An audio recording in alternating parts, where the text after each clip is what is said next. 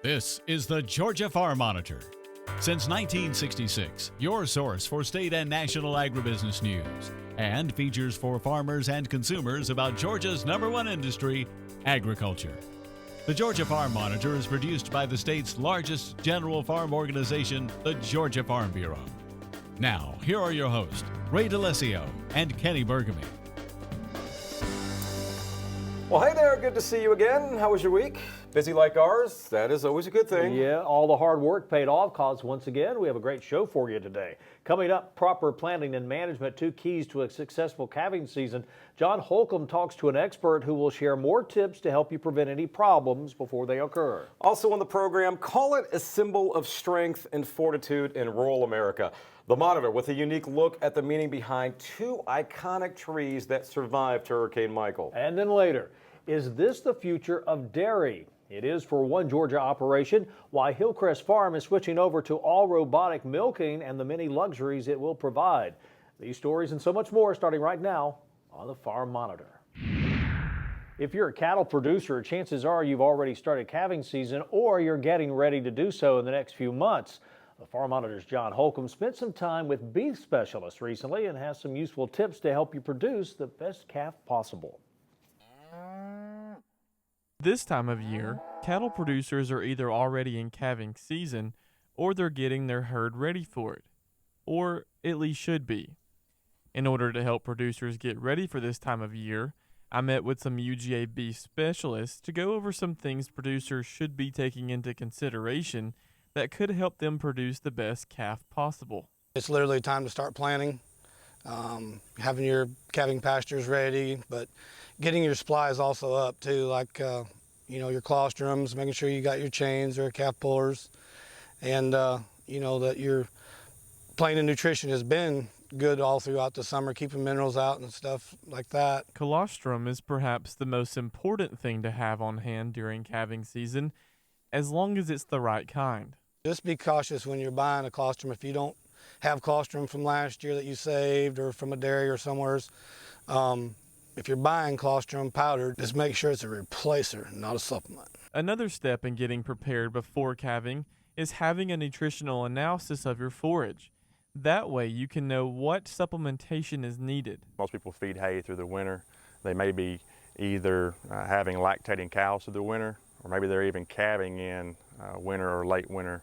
Having that feed or forage analysis is probably the best tool to make sure that they are getting the right nutrients to the females that are going to be calving. But nutrition shouldn't just be considered before the mother gives birth. Nutrition needs to be a priority after she has her calf up until weaning. It all does come back to that nutrition, and once they drop that calf and they are lactating and have the nutrients, that calf is off to a good start. That calf has also got the right immunity built up through the colostrum of the mother, so that if the nutrition is not there, you're going to have problems at calving. The calf could have problems from a vigor standpoint, getting up and nursing effectively, and then the cow may also not be providing the colostrum that calf needs. Now on the calf side, Duggan shared with me a couple of things that can be done to help produce a healthy and marketable calf. There are some management things you can do, and this goes into marketing in the future, having a record of the date of those calves' birth. And then if you can, if you have the wherewithal and the ability to match up the dam. So tagging is helpful and beneficial. It's not 100% necessary, but it can certainly help you in the future. One other thing producers should take into account is when they should castrate their bulls. And according to the specialist at UGA, it's best to do it sooner rather than later. It's better for the calf, and it's better for them from a health standpoint, and really better from a marketing standpoint if they've been castrated earlier. Typically, it's going to be less detrimental to them. It's not going to be as impactful on their immune system.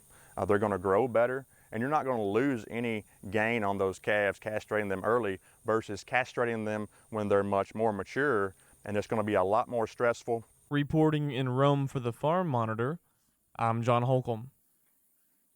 All right, John, great job. Well, take a look at this. This was the corn maze at Lane Southern Orchard before Hurricane Michael. And this is after Michael. Yeah, completely destroyed, forcing Lane to shut it down for the remainder of the season. However, as bad as it looks, Wendy Barton, marketing director for Lane's, tells me it could have been much worse. It's crazy how it just jumped over the trees, it hit the maize, and then went on its merry way. So we are very blessed that it didn't do more damage, but we're sad that it did do the damage that it did to our corn maze. This was not an obstacle for us. We are going to move forward and starting to plan next year's maze. That'll be our 12th year having the maze, and we're super excited about that. We still have some fall activities. We're offering our hay rides. We do have pumpkins for sale here inside the roadside market. So there is still a few fall activities that they can enjoy. And despite Hurricane Michael, it's like the old saying goes, the show must go on, and that's exactly what organizers at Sunbelt Expo did this year. The 41st annual Expo taking place just a few days after Michael hit. Yeah, Ray, one of the highlights of every Sunbelt Ag Expo is the Willie B. Withers Luncheon, where some of the top farmers and industry leaders from around the Southeast gather to celebrate agriculture. This year, it was a who's who of guest speakers, including one that caught everyone by surprise. Damon Jones reports.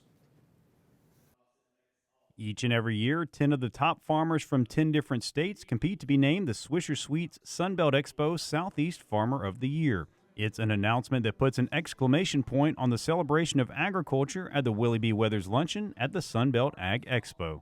Southeastern Farmer of the Year does a great job of recognizing excellence in agriculture and bringing recognition to the American farmer that continues to produce the safest, most abundant, most economical supply of food, fiber, and shelter in the world, a supply that's often taken for granted. And this is just our way and Swisher's way of giving back, and all of our sponsors, to these 10 outstanding farm families and give them the recognition they so richly deserve. And this year's winner was Kevin Yoon out of South Carolina, who owns and operates a more than 4,000-acre cattle farm, as well as a retail store that sells beef and pecans straight from that farm. It's an award and a profession that he is humbled to have. It's a dream come true for me. I'm a first-generation farmer, and all I've ever wanted to do is farm, and I just feel like it's the biggest blessing in the world to get up every morning and farm. It absolutely feels wonderful. Being named Southeastern Farmer of the Year. It's such an honor to be here at the Sunbelt Expo and to represent farmers from all across the Southeast. And this year's luncheon included a number of dignitaries in attendance to lend their support following Hurricane Michael, including unexpected guest, Vice President of the United States, Mike Pence.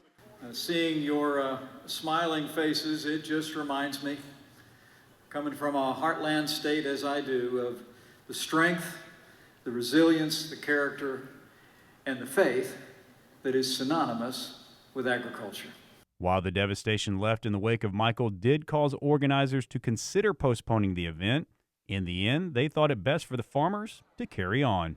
You know, we just felt like it was an opportunity to bring the agricultural community together as one, to console each other, to heal together. Folks in those regions are in our minds and our prayers, and we want to be a part of the rebuilding process. And according to Pence, the farmers won't be alone in that process. On behalf of your president, on behalf of our administration, on behalf of the Secretary of Agriculture, and our great partners in the Congress, I know that we will get through this challenging time.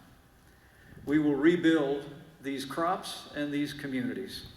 We will restore Southwest Georgia. We will restore the Sun Belt region bigger and better than ever before. And the best days for Georgia, the best days for American agriculture, and the best days for America are yet to come. Let me say to all the farmers gathered here today in the wake of Hurricane Michael, we are with you. And we will stay with you until we rebuild and recover better than ever before. Reporting from Moultrie, I'm Damon Jones for the Farm Monitor. Still to come on the show, standing tall through Michael's wrath, the story behind two iconic trees in Pulaski County.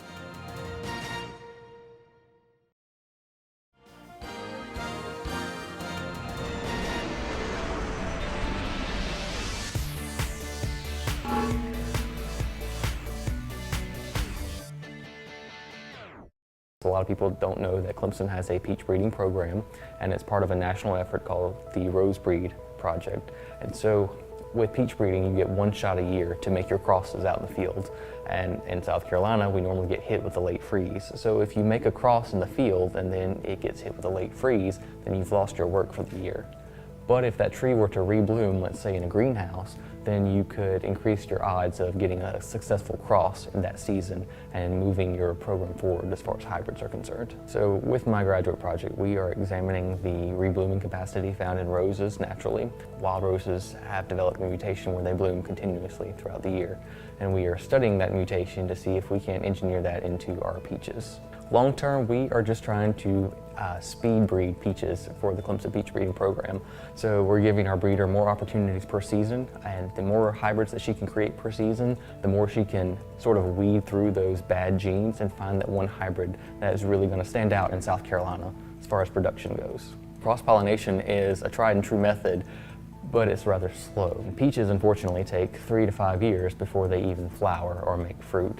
So 3 to 5 years after you've done your initial pollination in the orchard, you have this hybrid, you can finally start evaluating the characteristics of its fruit. And so we're looking at new techniques to see if we can increase the time between pollination and introducing a new hybrid to market. With this research, if we can understand the mechanism behind bloom time, then we can create newer hybrids, and these hybrids will require less fertilizers, less water. They'll be more drought tolerant, more disease resistance. So we're striving to create peach trees that require less input from the farmer, and which will lower production costs for the farmer, which will ultimately lower costs for consumers. So the PD Rec is actually the plant breeding rec, so to speak. This is the headquarters of the Clemson's Advanced Plant Technology Program. A few years ago, we completely renovated the building. We have 4 brand new laboratories devoted to plant biotechnology, and each of these laboratories is focusing on a different crop that's important to South Carolina, and peaches is one of those crops. South Carolina, we are actually the #2 peach producer in the United States. A lot of people think it's Georgia. No, we actually are second behind California in peach production. So peaches are a really big deal in South Carolina.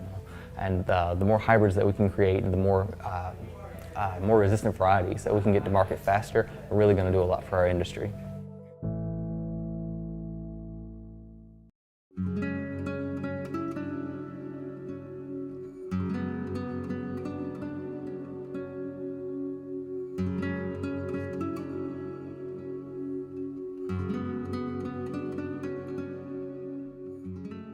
Here in Hawkinsville, Georgia, a Wednesday afternoon is business as usual. People working, kids in school, and the sun shining. Yet everywhere you look, there are still reminders of Hurricane Michael. A large tree laying next to a house. The pecan orchard just down from the harness track, ravaged by Michael's near 60-mile-an-hour wind gusts. And the cotton field directly next to the orchard, a total loss. But as you drive up Broad Street, standing tall and proud is Old Faithful, a redwood listed among the state's champion trees and believed to be the largest of its kind east of the Mississippi. In the days leading up to Michael, there was never a doubt that this sequoia would remain steadfast, anchored to its roots. This tree has been here since the late 1800s, so nobody was really concerned about it. It's withstood a lot of storms, so nobody had any major concerns for it. It's between 85 and 90 foot tall. We hadn't measured it in the last 5 or 6 years. The circumference of it's somewhere around 13 to 14 feet. Canopy spread is somewhere around 30 feet. So it's a pretty good sized tree. It's one of the largest trees in the county. It's definitely one of the largest on the east side of the Mississippi River, being a redwood. There's another one in Culloden. They're kind of comparable in size, but this one I think edges that one out. It's definitely a symbol for Hawkinsville. We've done some stories on it before, and Miss Wright, she actually donated this tree several years ago because she wanted to see it stand the test of time. She didn't want it removed, and she donated the tree to the city of Hawkinsville, and that way it could be preserved for future generations to look at and watch it grow.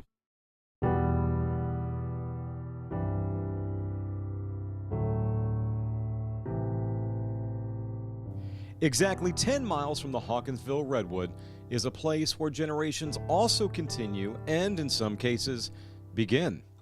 Historic Twin Oaks Farm. Through the longleaf pines and towering above them is this iconic pecan tree. Like its distant relative, the red oak, it too refused to break while being battered by Michael's winds. You know, we hate to say we're really lucky because we know that that means that others weren't, but we are really, really fortunate that it was spared and protected during that storm. Based on what we know, circumference size, it is a little over 175 years old. The circumference is 14 feet and 7 inches, and the canopy is a little over 122 feet. And then our estimated height on it is 113 feet. So, like I said, dates back 175 years, we believe. Interesting thing, before we planted the planted pines around here in January of 2007, it was just in the middle of a peanut field and a cotton field. And so, as you can imagine, it was the highest structure for decades. So when you think about the storms coming through, it's really phenomenal that it's still standing and has its symmetry to it, withstanding all of those years when it wasn't necessarily protected by the trees around it. It means a lot to me ultimately because of what people get to experience out here. I mean, I'd say probably 70% of my couples now choose to have their wedding out here. And with an average of, 150 to 200 guests at each of those weddings, you really think about how many people have been impacted by a special moment under this tree, and that's a pretty significant amount of people. So when I'm out here for ceremonies and brides and grooms are, saying their vows to each other, it never loses its significance on, what that special moment means to them, and, that's ultimately the fulfillment that I get from it too. For the Farm Monitor, I'm Ray DeLessio.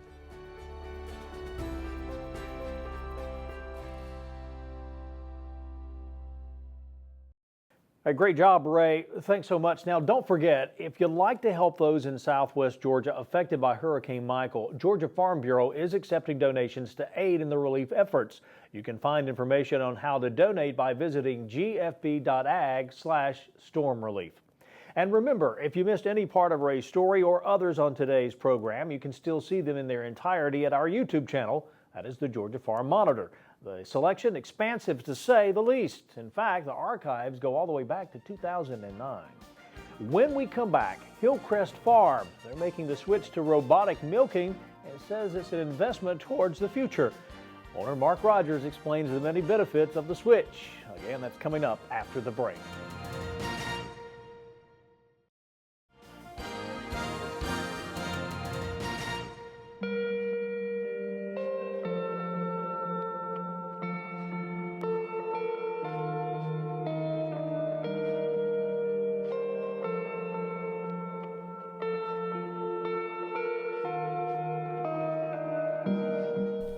I'm Jessica Deniston. I am the Equine Assisted Therapy Program Coordinator and Head Equestrian Coach here at Wesleyan College with our equestrian program. So the best thing about the Equine Assisted Therapy is that horses don't judge.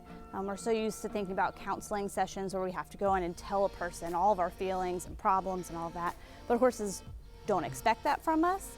Instead, you can go into a session and be yourself. Horses really serve as a mirror to what's going on, so it's amazing. You'll have a client walk in who doesn't want to tell you anything about what's going on. They don't want to talk, they don't want to be involved at all, and the horses really pull it out of them. So we really utilize the horses as one of our facilitators in the therapy, not just a tool for balance or anything like that. They're really a facilitator. All of the work is on the ground, and it's working on not just physical disabilities, but also mental disabilities, substance abuse, things like that. They use it a lot in family therapies as well. So we're really excited that we'll get to utilize our current herd of horses here at Wesleyan as well as our current facilities. And we're really excited to bring this to Middle Georgia. There's 1 or 2 farms in the area that are offering similar therapies, but there aren't any colleges in the area that are offering a program where you can actually earn a degree in the equine assisted therapy here in Middle Georgia. We're actually right on campus here at Wesleyan College, so students don't have to drive to us. They can walk down and spend time with the horses in between classes. We have a 24-stall barn, 3 wash tracks. We house all of our college-owned horses here who have all been donated to the program, and we also offer boarding for the community and students as well. And then in our programs, we obviously have our equine assisted therapy minor now. We have riding courses for students here at Wesleyan where you can earn college credit. We have 2 IHSA teams. We have Hunt Seat and Western. And then we also offer community riding programs as well as summer camps. So we have a lot going on. I mean, it's amazing to see the difference in students when they get to spend time with the horses, seeing their confidence grow. We have a lot of students who come in who have actually never ridden, and then when they get to go out with our show team, as a walk trot rider and seeing them really grow and develop, and it's amazing. Finally this week, life as a dairy farmer, challenging to say the least, right? While milk consumption goes up, production goes down, and milk prices, they never seem to get any better. All valid points, but for Hillcrest Farm in Deering, Georgia, this year is filled with excitement and optimism as owners Mark and Andy Rogers prepare to become the first operation in the state to go entirely robotic.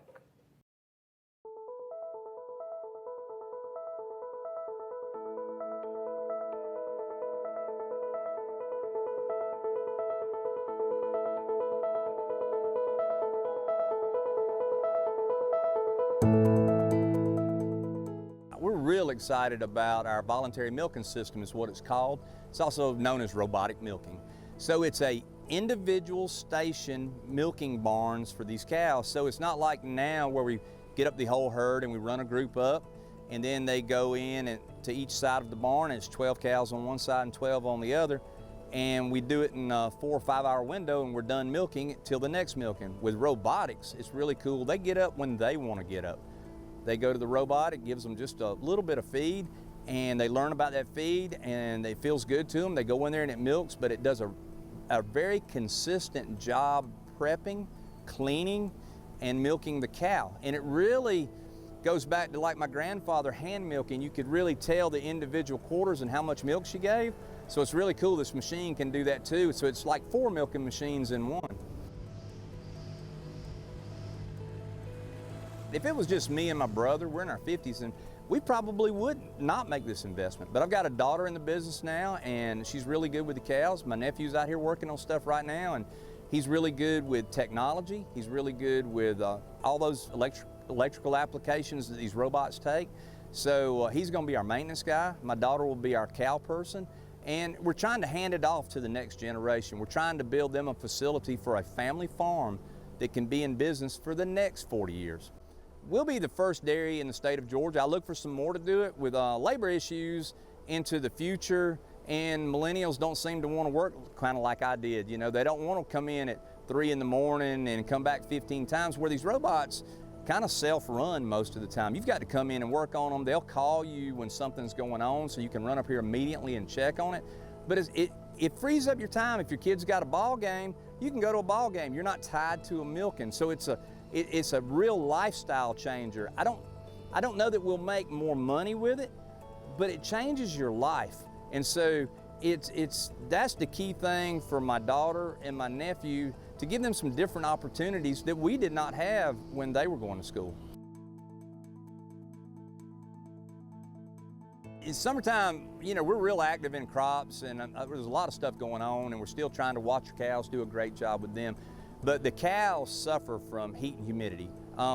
You know, some states out west, they do really good. Even though it's hot, it cools down at night, and they can recover in this low humidity. Georgia and Florida in particular, in the deep south, has the worst conditions to milk in most of the time. Now, we've learned to overcome that. You can see at Hillcrest, we've got all these fans and sprinklers going, and we were the first herd in the deep south to have cows over 100 pounds going into summertime per day per cow. It's because we've learned a lot about how to take care of this cow. That is great stuff, Mark. Can't wait to see it's finished. Hey, before we go, all of us here at the show want to thank the Georgia Association of Broadcasters for recently honoring the Monitor with a Gabby Merit Award. It was actually one of our popular YouTube stories that Ray did on the Arrowhead Hunter. So again, thanks to all the folks at GAB. Yes, thank you so much, and thank you for watching. We will see you next week right here on the Farm Monitor. As always, have a great week.